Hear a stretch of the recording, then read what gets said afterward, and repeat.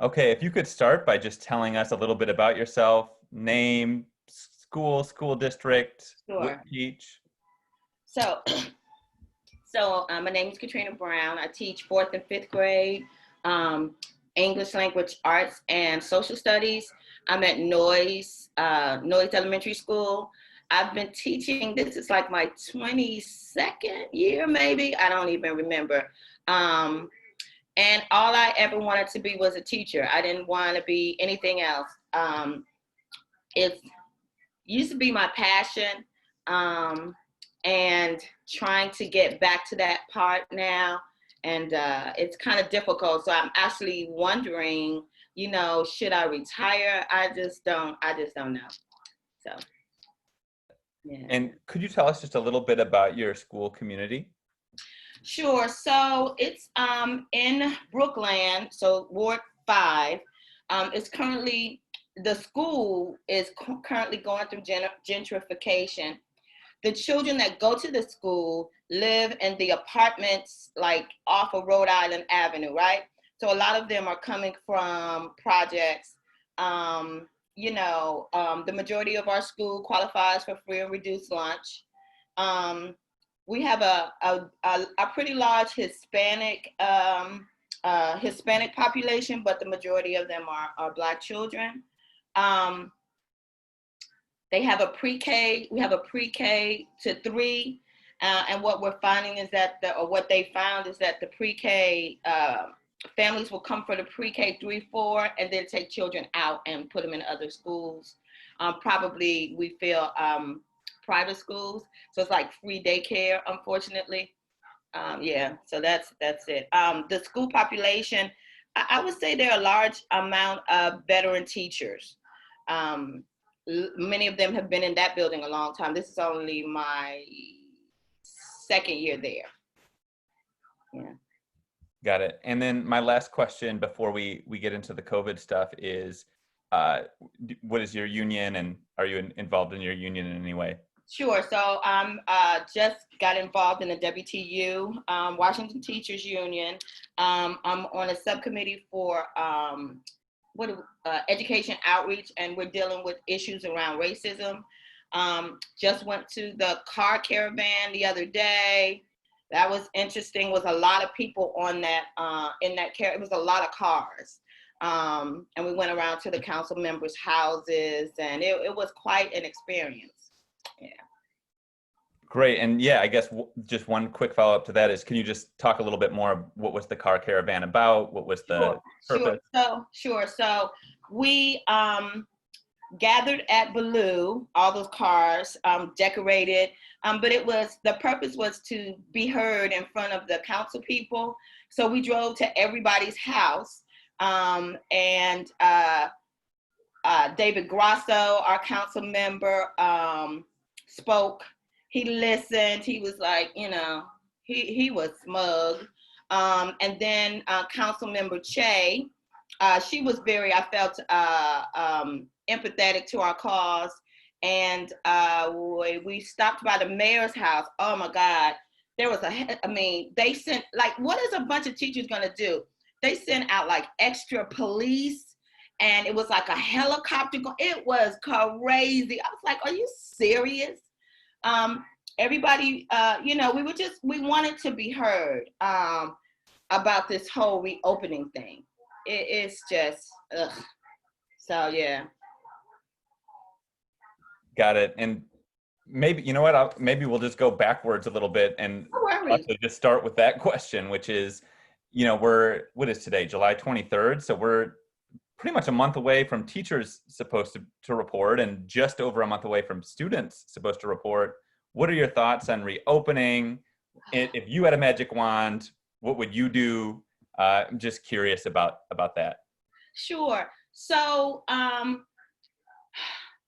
us going back into the school is, the whole thought of it is just incredibly stressful. I care for my mother. My mother's 75 years old. She has underlying health issues. I have underlying health issues. I have a 15-year-old daughter. And so going back into the school seems to me just bizarre. Like, there's no way that we will be able to ensure the safety of the children and ourselves, right? And so we already know that the second wave is going to come through again, and on top of the flu season, it is not going to be safe.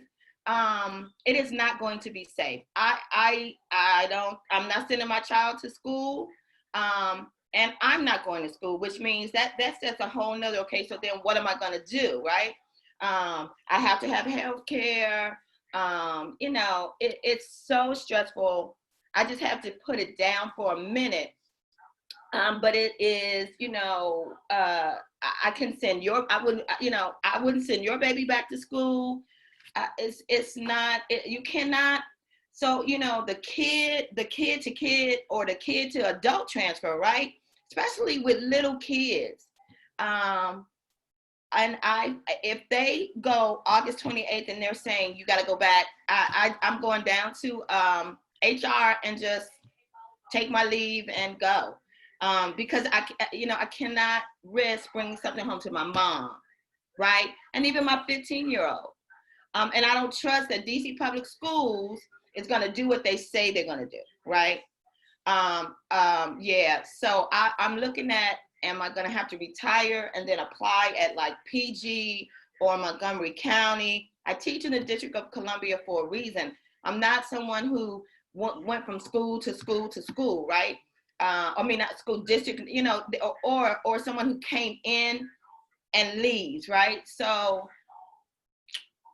yeah, they're gonna lose a good one in me if they try to make us go back.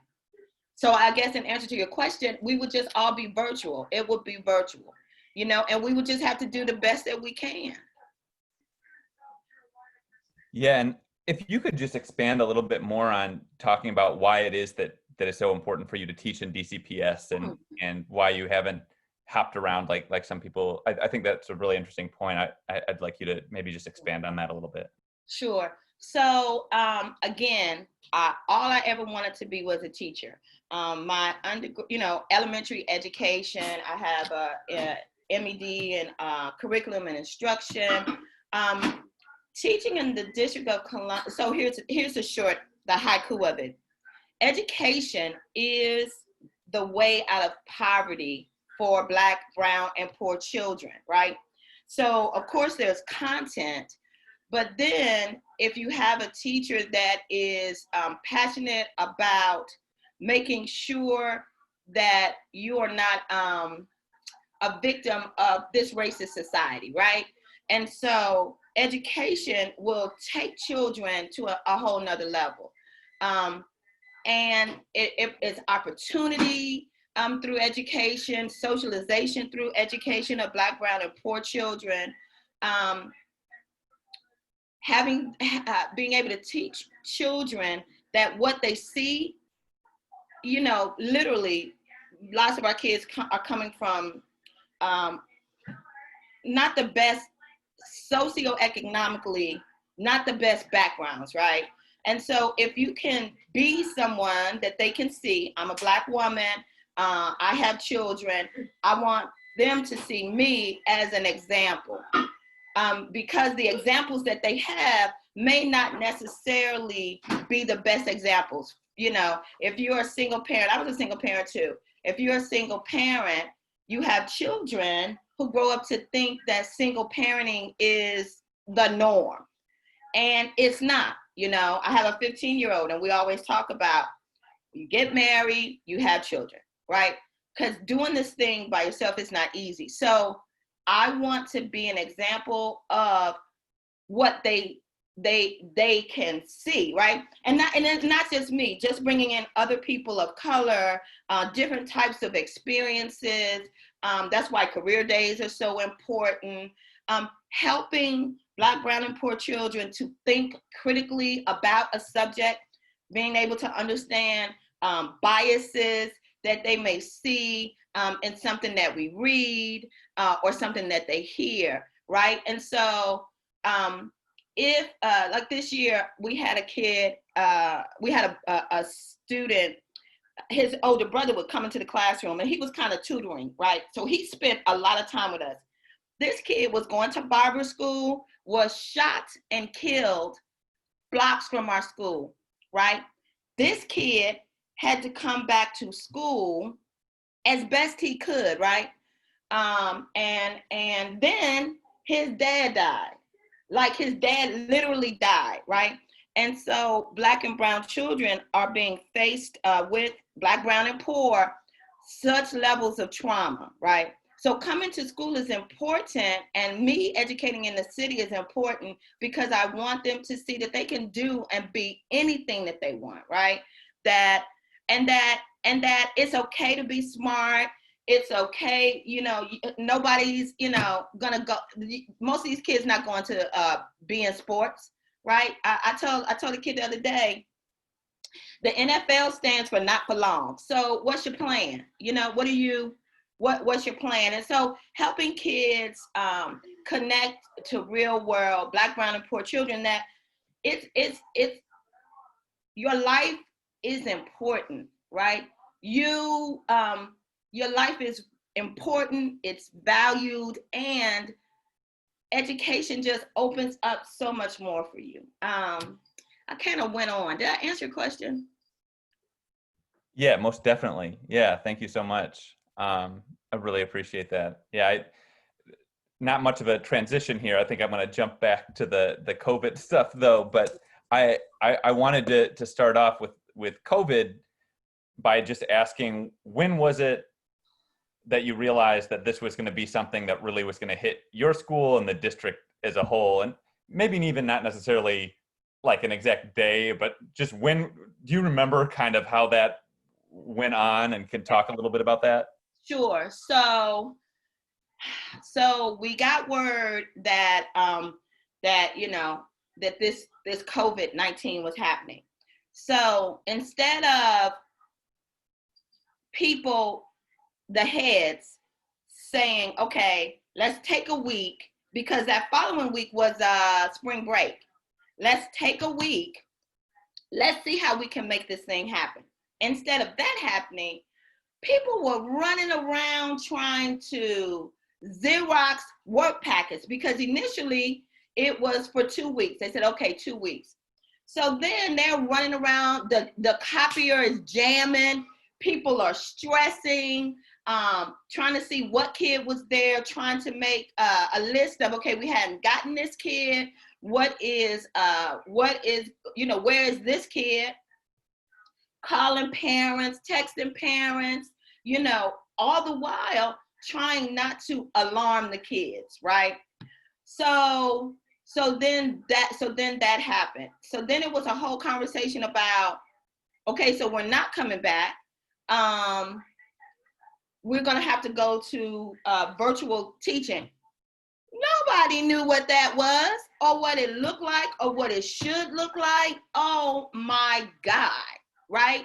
So then we had to, okay, so then it was a whole conversation about, well, who has computers? How are they gonna access it? So then it became, okay, well, we're gonna give these computers to kids. Okay, so I teach 50 kids. Maybe 16 of them were online, maybe. So even after they got the computers, right, kids were playing games. You can tell they were on, they're playing games, right? Because you have to have the right setup. Even in my house, when I was going to teach a class, my daughter, she was downstairs. She was all over the place, right?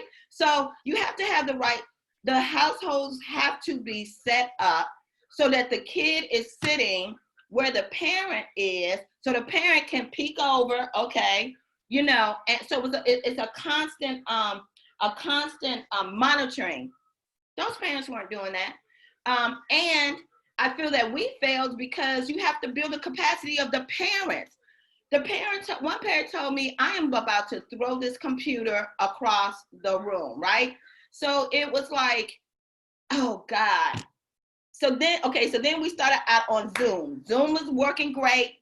Then the district, because people don't read, the district said you can't use Zoom. So in a day, I got the kids on Microsoft Teams. Well, Microsoft Teams is not a teaching platform, it's a business platform, right? So then they came back and said, okay, you can use Zoom, right?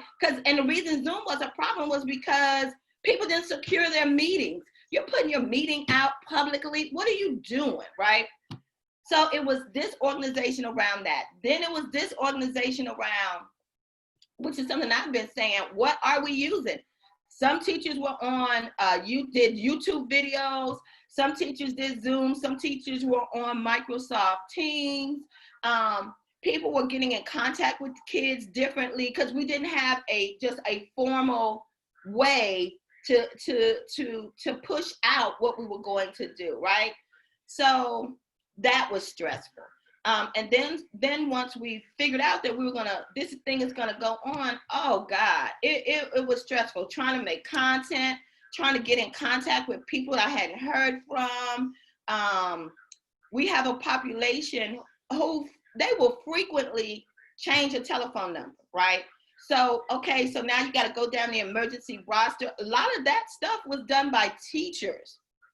Teachers were doing that work. And fortunately, you know, I have a good relationship with the registrar. She also did that work.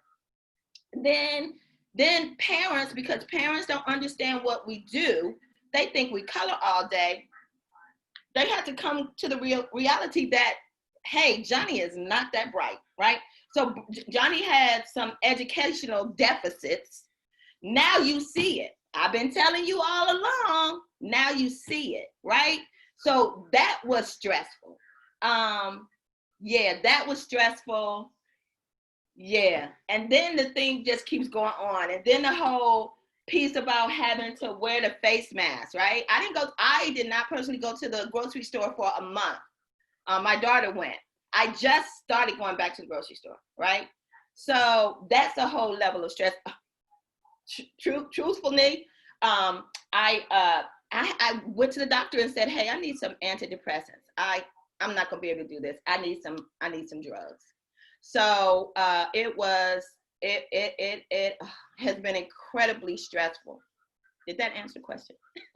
Yeah, definitely. And just kind of along with that, maybe my last question is just, is there a particular moment, you mentioned a lot of stuff going on in those last 2 months that was just so hectic. Is there one moment that really sticks out to you as memorable with a student, a parent, a coworker, anything that happened that, I don't know, that just really sticks out? That you kind of answered it a little bit in the last question, but I just wanted to maybe follow up with that last piece. I don't necessarily think that there was like one thing, because for me, what today is today. You know, it's like the days began to meld together. I think what I'm most proud of is that I did have 16 kids online every day at a specific time. And I was able to mimic what goes on in the classroom as best I could, right? And the kids would text me, "Hey, Miss Brown, what time's the meeting? You have the meeting password?" Their parents, "Hey, Miss Brown, are you having a meeting today?" That felt good to me. And I mean, it was just like class, right? I had a schedule up. And I would have to tell kids, "Hey, we're still in school. The building is closed, but we're still in school," right? And it's like, sit up, come to class prepared, be ready to take notes, sit up straight. One little boy had to tell him, "Hey, son, put your shirt on." Like, really, you know, like, put your shirt on. Like, we're in school. So I think that was what made me most proud. I think the other thing, although I made light of it, is that parents did see what it takes to educate a kid, right? I had parents coming into meetings sometimes with the kids, answering as if you were in class, like, let me see what Miss Brown is doing. And so I think that parents realize that, oh, wow, I got to put in a little bit of work. Some parents, one little boy, Andy Garcia, Andy Perez, his mom put him in the bedroom, put the thing down in front of him, and told him to get to class. Like she, she had, and most of them dedicated that space. I think what's important going forward when we do virtual learning is, I pray we do virtual learning. I think one thing going forward is that parents have to know what it is that we're doing, right? So you have to, one great thing about, the virtual platforms is you can share the screen. You can tell the parent, okay, this is what we're doing, this is how it runs, and sending out the message that we are in school. This does count. The worst thing, this is a moment. The worst thing they did was tell the kids that it was for extra credit. That was why would you tell adolescents, pre-adolescents, that they didn't have to do the work and they were gonna pass anyway? That was that's the moment. The moment when they told those kids that it didn't matter. Are you insane? Like, seriously, for me to do a lesson, it takes an hour to prep a lesson. It's not like I'm gonna go and push a button and it magically appears. DCPS gives us a curriculum. You got to build around that thing. It has lots of missing pieces, right? And so that would be the moment when they told because it felt like to me that they're saying we didn't matter, which is what they're saying now. You don't matter. Go back to school 2 days a week. Are you insane? You know what I mean? So I'm going to get on the next meeting and like, hey, what's the next step? What do we have to do now? Like, what are we going to do? So that was the moment when they told those kids that their work didn't matter. I was like, wow. I couldn't believe it. Yeah. That was the moment. Yeah, that was the moment. Yeah. Got it. Yeah, so that pretty much is it. So I don't know if you have anything else you want to share before I pause recording, but no, I just think that it is, I pray that they don't try to send us back into the classroom. I need them to make that decision as soon as possible, so then I can go in and just effectively teach this class. So one thing that I did this summer, I had to recertify. So I took a computer tech class, like a computer thingy, computer something, literacy class. And there are lots of fun things to engage kids and to, it's lots of things, tricks to keep them together. So I'll be using those things, but I really want the district to make a decision that we're going to do virtual. I think we're going to do virtual. I just think that the mayor believed she had to take this stance, but the data is going to say otherwise. So that's going to be her out. The data, is going to say otherwise. So, I pray for all of us. I want us all to be healthy. I'm glad that, I thank God that, my family is safe, right? But we keep a really tight bubble. So